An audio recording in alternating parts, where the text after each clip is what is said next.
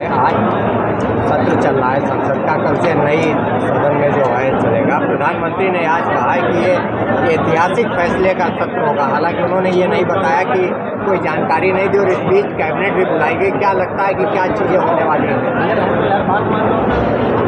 पहली बात तो मैं पहले से ही इस बात को आगाह कर दिया था। ये विशेष सत्र मात्र इसलिए बुलाया गया है जिससे कि मोदी सरकार इस देश के वैज्ञानिकों की उपलब्धि को अपनी उपलब्धि बता करके अपनी पीठ थपथपा सके।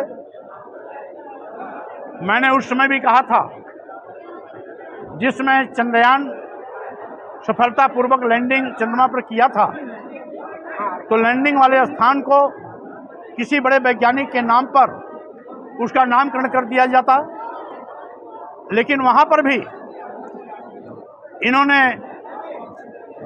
ऐसा नाम रखा जैसे लगता है मोदी जी चंद्रमा पर चुनाव लड़ने की तैयारी कर रहे हैं। आज L1 और चंद्रयान की जो सफलता वैज्ञानिकों को द्वारा दी गई है, उन वैज्ञानिकों की उपलब्धि को अपनी उपलब्धि बताने के लिए विशेष सत्र बुलाया गया है। G20 भी उसमें शामिल है और कुल मिलाकर के आज माननीय प्रधानमंत्री नरेंद्र मोदी जी ने उनको 2024 में अपनी विदाई का आगाह हो गया है। इसीलिए नई बनी हुई पार्लियामेंट में इस सदन की शुरुआत करके इस श्रेय को अपने प्रधानमंत्री कार्यकाल में लेना चाहते हैं, तो सारा का सारा कुल श्रेय लेने की होड़ में यह सत्र बुलाया गया है। अन्यथा वाकई में सत्र उस समय बुलाया जाना चाहिए था जिसमें पिछले 100 दिन से ज्यादा मणिपुर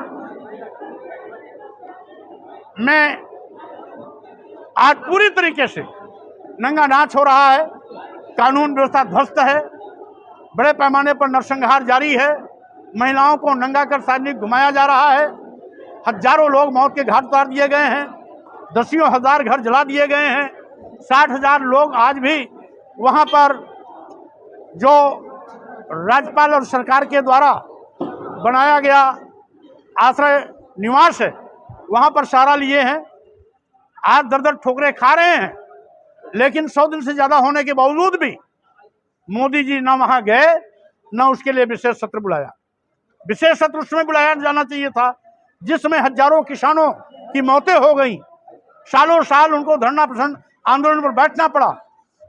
अंत में किसानों के विरोध को देखते हुए आसन चुनाव में कहीं उनका सुपड़ा साफ न हो, किसान बिल भी वापस लिया, लेकिन उस समय सत्र नहीं बुलाया। जब विशेष सत्र बुलाने की आवश्यकता थी तो उस समय नहीं बुलाए। आज अपनी पीठ थपथपाने के लिए ये विशेष सत्र बुलाए हैं और अपने रहते रहते नई पार्लियामेंट का शुरुआत हो जाए, इस विशेष सत्र का मकसद केवल इतना है, इससे ज्यादा कुछ नहीं। सर, आज योगी आदित्यनाथ जी का एक बयान आया है महिला अधिकारों को लेकर। उन्होंने कहा कि अगर महिलाओं पर कोई अपराध करता है तो चौराहे पर उसका यमराज इंतजार कर रहे हैं। कितना सहमत है उनके बयान से? भाई, महिलाओं पर जनजातीय अत्याचार वैसे भी नहीं होनी चाहिए।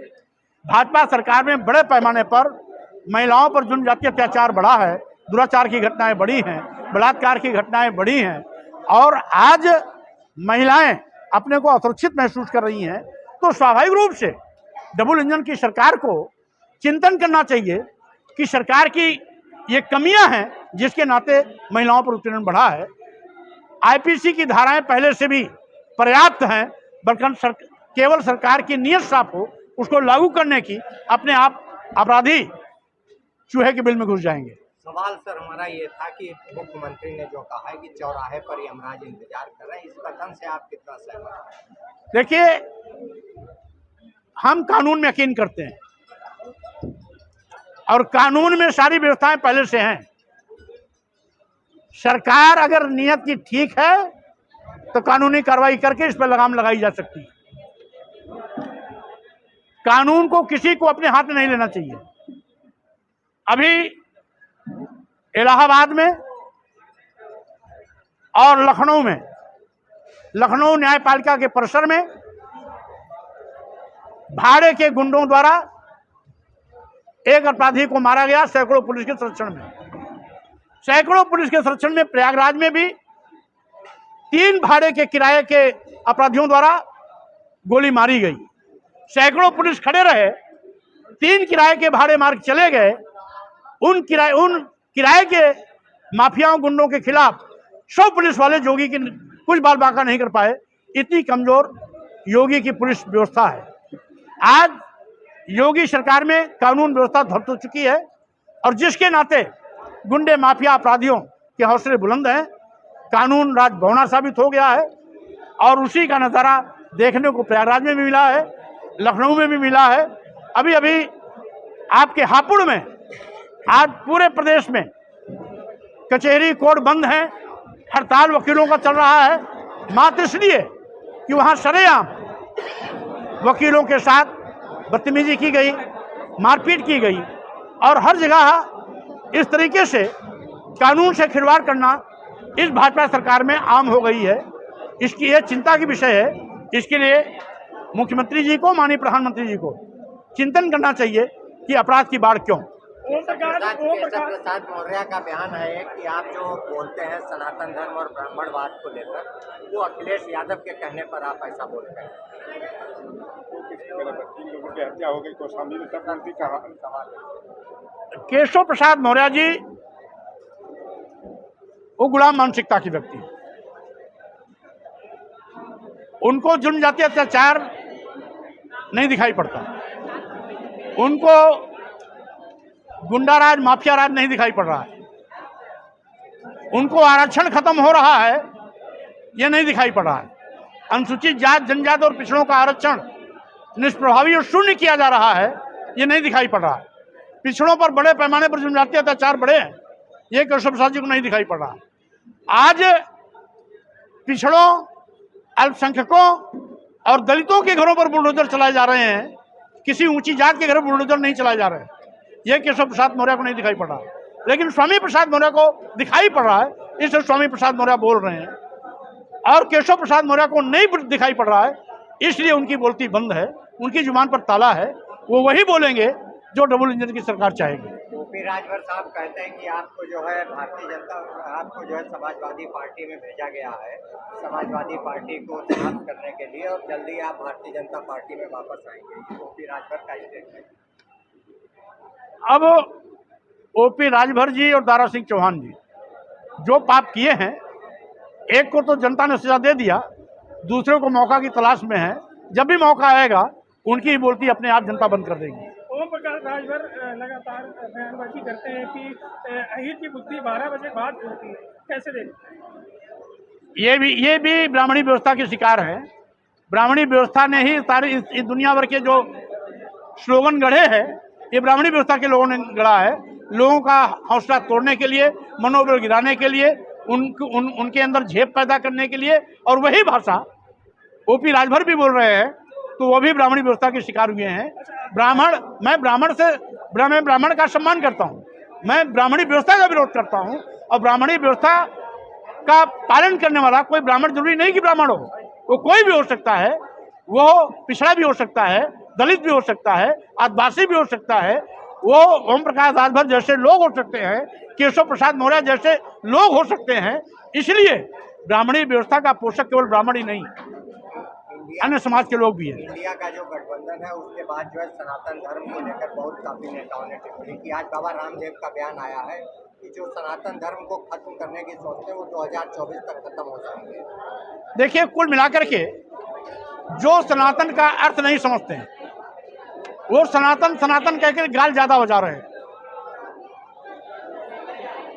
मैं भी सनातन में विश्वास करता हूं।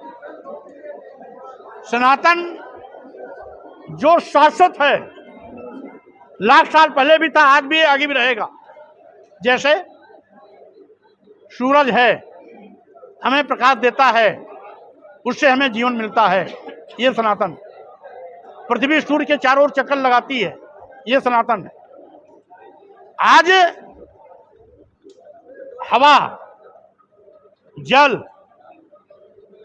और आग ये हमें जीवन देते हैं, ये सनातन है। माँ के पेट से बच्चा पैदा होता है, ये सनातन है। लेकिन मुंह से कोई पैदा करता है, हाथ से कोई पैदा करता है, जंघे से कोई पैदा करता है, पैर से कोई पैदा करता है, ये सनातन नहीं है। ये ढोंग है, ढकोसला है। और साथ ही साथ जात पात, छुआछूत, ऊंच नीच, भेदभाव, ये सनातन नहीं है। ये कैंसर से बड़ी बीमारी है। आरएसएस की बैठक होने जा रही सर, लखनऊ में मोहन भागवत भी आएंगे। आपने अभी अपने तो जो लोग सनातन की परिभाषा नहीं जानते, जो लोग सनातन का अर्थ नहीं जानते, वो सनातन पर ज्यादा गाल बजा रहे हैं। भारतीय जनता पार्टी और आरएसएस के लोग ये सनातन के विषय में ABCD नहीं जानते हैं। सनातन है क्या? ये सनातन कहते हैं सनातन धर्म है। सनातन एक गुण है, वो धर्म नहीं है। और जो सनातन गुण है उसको न कोई मिटा पाया, न कोई मिटा पाएगा, न कोई छेड़खानी कर सकता है, न कोई छेड़खानी कर सकता है, कर पाएगा। हाँ, इतना जरूर है, जात पात, छुआछूत, ऊंच नीच, भेदभाव खत्म करने के लिए समय समय पर आवाज उठी है, आज भी उठ रही है, आगे भी उठती रहेगी। इसको कोई रोक नहीं पाता। अगर सनातन के नाम पर आवाज को बंद करने की कोशिश करना चाहते हैं तो कभी संभव नहीं है। जो ढोंग ढकोसला, रूढ़िगत परंपराएं और साथ ही साथ जात पात, छुआछूत, ऊंच नीच, भेदभाव, ये सनातन का हिस्सा नहीं है। जिसको ये सनातन कहते हैं वो सनातन नहीं है। अच्छा, आज बाबा रामदेव का कहना है कि जो सनातन का विरोध कर रहे हैं, जैसे इंडिया गठबंधन में स्टालिन ने एक बयान दिया, उसके बाद करुणानिधि के बेटे ने एक बयान दिया, उसको लेकर उन्होंने एक पॉलिटिकल बयान दिया है कि जो ऐसे लोग हैं वो 2024 में बाबा रामदेव योग गुरु हैं, इसका मैं सम्मान करता हूं। लेकिन सनातन क्या है उसको उन्हें पढ़ना चाहिए, तब बोलना चाहिए। अच्छा, आज जो आप आए हैं, आपके आने पर तमाम होर्डिंगें लगाएंगे, बड़ी बड़ी, पीछे भी आपके लगी है, नेताजी की कोई फोटो नहीं लगी है, इससे लोग बड़ा नाराज। अब चूंकि ये सामाजिक मंच का कार्यक्रम था, इसलिए सामाजिक मंच पर सामाजिक आयोजकों ने जो लगाया उसमें किसी से कोई पूछ के नहीं लगाया। हाँ, इतना जरूर है कि नेताजी का भी सामाजिक परिवर्तन की लड़ाई में बड़ा योगदान रहा है, उनका भी फोटो इसमें होना चाहिए। नहीं,